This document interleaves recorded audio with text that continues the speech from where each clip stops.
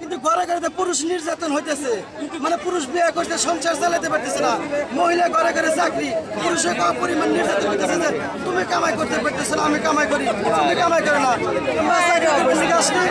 মহিলা জন্য 95, পুরুষ নেয় 5টো, পুরুষের কাজ মোটেই নেয় না, পুরুষ কি করবে, পুরুষের কোনো কাজ করবে না, শুধু মহিলা নয়, এক্ষেত্রে 3 মাস ধরে কোনো মহিলাই নেওয়া হইতেছে না।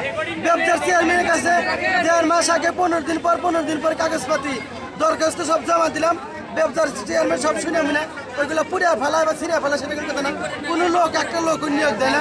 আজকে আছে আমাদের ছেলে মেয়ে অভিভাবককে জন্য হয়রানি, মানে নিপীড়িত ভাবে সেনাবাহিনী পুলিশ বিডারেক দিয়ে আমাদের ধাক্কা দেখি এরকম হয়রানি করতেছে, কিন্তু আমরা কি করবো আমাদের বলে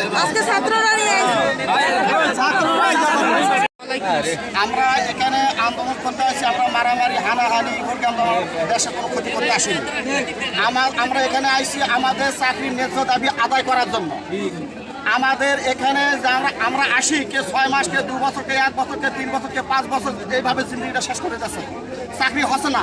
যেহেতু আমরা 2 ইপিজেডে গেটে আসি, মেয়ে দেখ নেয়, ছেলে দেখ নেয় না, যাদের যোগ্য আছে, যাদের অযোগ্য আছে, যারা কাজ জানে, যারা কাজ জানে, নতুন এবং পুরাতন, আমাদের চাকরি হয় না। আমরা চাকরি চাই, প্রত্যেকটা কোম্পানির কাছে আমরা আবেদন করেছি, আমরা আবেদন এখন করতেছি, আমাদেরকে কর্ম দেওয়া হোক, আমাদের পরিবার পরিজনকে আমরা বাঁচাই, এবং আপনারা আমাদের সঙ্গে সাহায্য সহযোগিতা করবেন। এবং আমরা এখানে যারা চাকরি করব, নতুন এবং পুরাতন, যারা হেল্পার পোস্টে এবং অপারেটর যারা আছে, এবং যোগ্যতা 8 পাস থেকে এবং 5 পাস পর্যন্ত, 18 বছর বয়স থেকে 45 বছর বয়স পর্যন্ত আমাদেরকে চাকরি দিতে হবে, এবং হেল্পারে হোক এবং অপারেটরই হোক, আমাদেরকে চাকরি দিতে হবে। এটা প্রত্যেকটা মালিকের কাছে আমরা আবেদন এবং দাবি করলাম। এই জন্য প্রত্যেকটা ভাইয়ের কাছে, প্রশাসনের কাছে আবেদন, আপনারা আমাদের সঙ্গে এবং ছাত্র ভাইয়েরা আমাদের সাথে আপনারা সাহায্য সহযোগিতা করেন, হেল্প করেন, এবং প্রত্যেকটা সেন্টারে এবং গার্মেন্টসে ট্রেনিংয়ের ব্যবস্থা নিতে হবে শ্রমিকদের, ওখান থেকে ট্রেনিং দিয়ে আমাদেরকে ওখান থেকে পারমিট করার ব্যবস্থা করা হোক, এটা আমাদের দাবি।